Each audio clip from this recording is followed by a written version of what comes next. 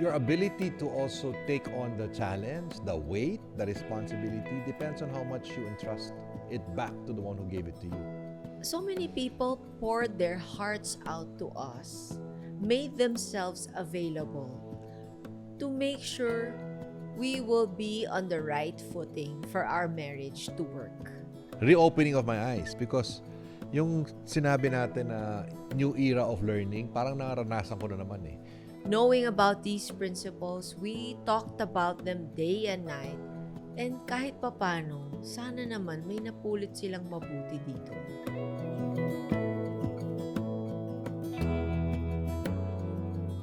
Welcome to Marriage is a Marathon. The podcast. Run it one step at a time. Ako po si Anthony Pangilinan. And I'm Maricel Laksa Pangilinan. And here we are looking at what we have learned so far. How about you, Han? Marami Sa kong lahat ng natutunan. atin na pag-usapan, anong isang tumatak sa'yo, something you will not forget? Well, for me, it's an eye-opener to be able to discuss marriage. Kasi when I was a little Ano girl... ba yan? 30 plus years na tayo nagme-marriage You talk. know, I'm still awed. Okay. I seriously am still awed that I can be married to someone for this long Okay. And Natatagal pala still- ng ganito, ha? and still be excited to look forward to more things to come. Kasi when I was a little girl, dream lang siya na sana I'll find someone who really love me and stay with me, and I will have long life with this person and live happily ever after. The end. It hasn't been that easy and perfect, but wow, I've never really experienced having a relationship that lasted. Okay. I didn't grow up with that. So it's a dream come true. It's an eye-opener. It's a wow thing for me that I can even talk about. If there's one thing that has impacted you the most sa napag-usapan natin, of course, that realization nga na, wow, this can happen to me. Pero meron bang specific discussion or topic that for you has been most, sabi mo, eye-opening? You know, it's the fact na you just take one step, just one. Yeah. Just one step. O, promo ka na naman kay Oo Marie. nga, just one. Kay Just Maricel and one Hannah. decision. Their Just race. one step.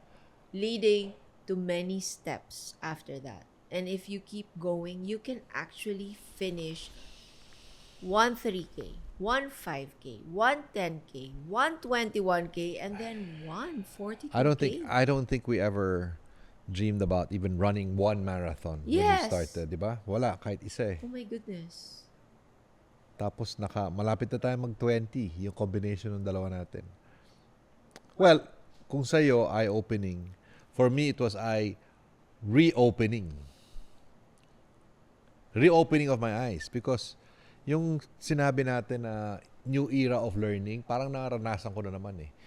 New era of learning, yung engagement, repetition, and then application. We had to go through the whole thing again, with our audience. And thank you so much because they say doing these things is like brushing your teeth, right?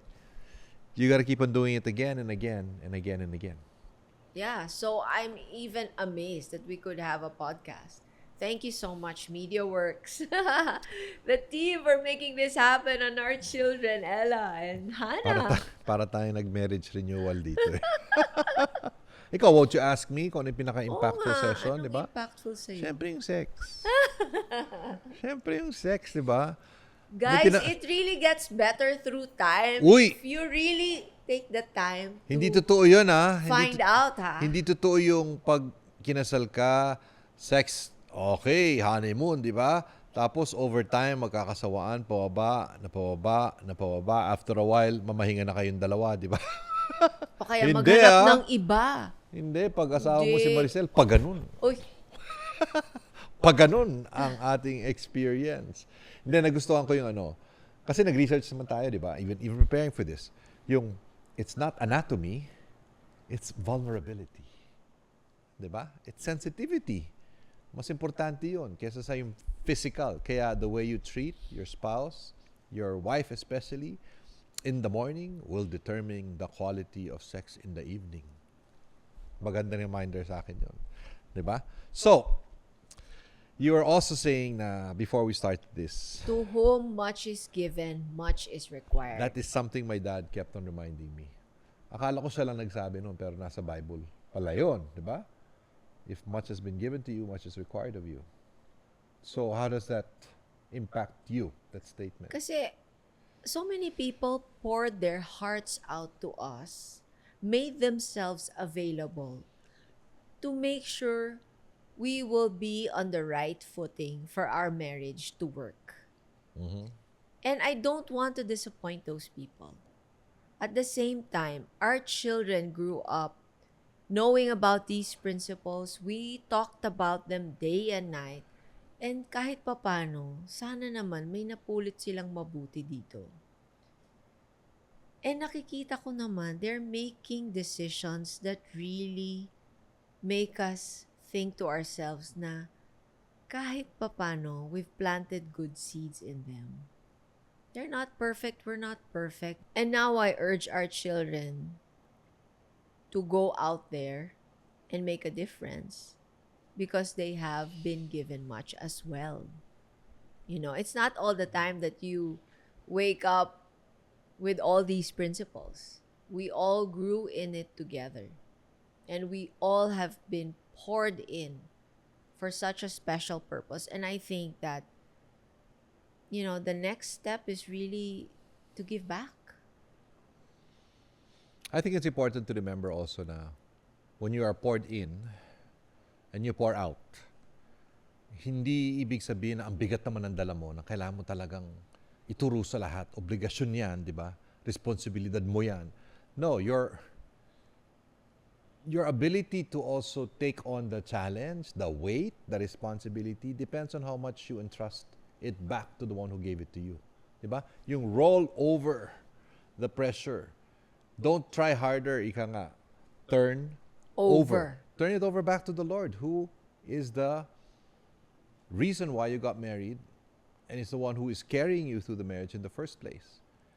Ang ganda nung concept na na when birds first had wings, kinabitan sila ng wings, they did not know what to do with it. And then they said, ang bigat naman ito. Grabe naman to. Parang, saan na ako pumunta? Kailangan, dala ko to. Talaga, sabi nila, mabigat ah. That's a fable. Yeah, that's a fable. And then eventually, they said, since genre lang naman yan, baka pwede nating pag-practice. Ano ba to? And then, when they did this, they started to lift. Wait. Oh my gosh! May gamit pala. Nailipad tayo. So the weight turned into a wing. Diba? Yung pabigat, naging pagaan.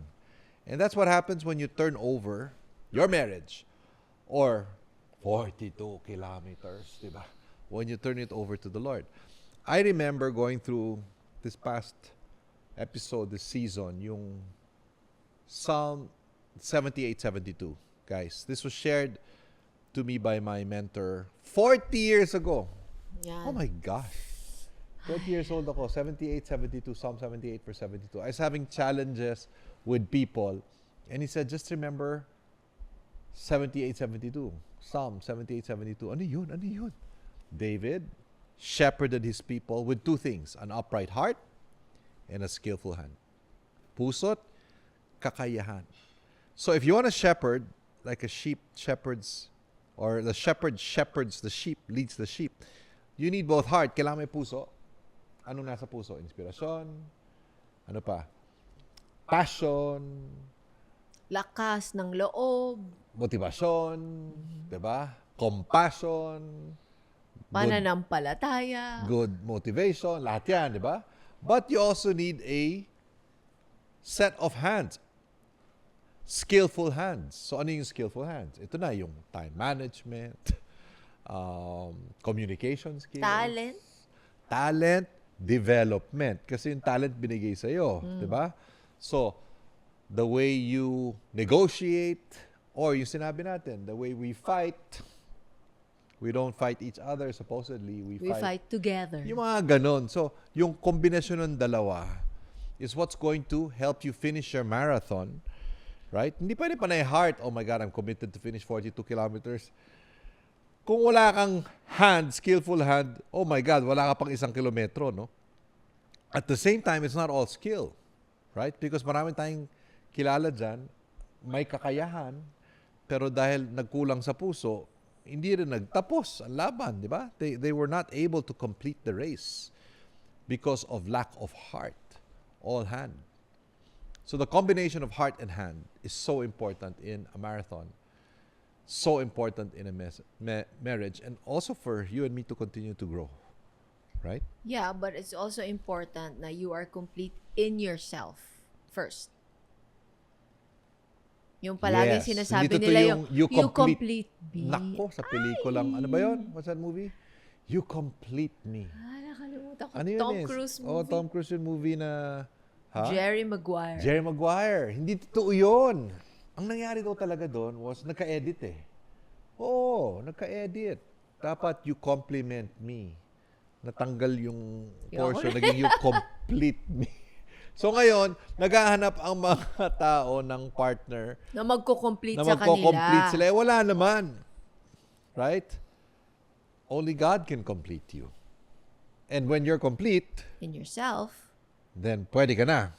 you can now help complete the other person who is already complete.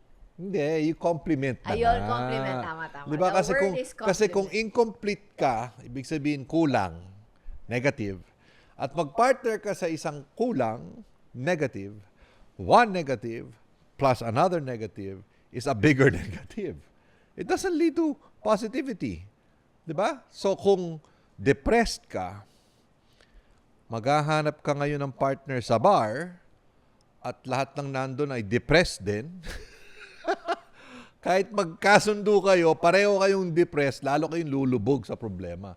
You have to be, as you say, complete first in yourself, and then find somebody who's complete in himself or herself, and then you complement each other. But you still grow. Diba? You still grow together. Well, let's summarize what we have learned thus far. Ang ginawa namin dito, in maybe 3 minutes or so. Nako. Maybe a little more than that. Tingnan natin. We're going to summarize what Maricel and I have learned and try to teach you and have been reminded of these past seasons. So here you go, guys. 40 key points in the last seasons in the acrostic marathon. Number 1. Make a decision. Number 2. Make the decision again. Number 3. Remember, decision has the same root word as incision. So, you cut off all other options. Number 4. When you decide, use WISDOM, wisdom, the word, right? Intuition, significant people, divine intervention, opposition from those who do not like you and those you do not like, and mentors. May wisdom pag pinagsama lahat yan. Number 5. A successful marriage requires falling in love many times, always with the same person. Number 6, allow time for preparation. Number 7. Motivation gets you going, discipline gets you there, by John Maxwell.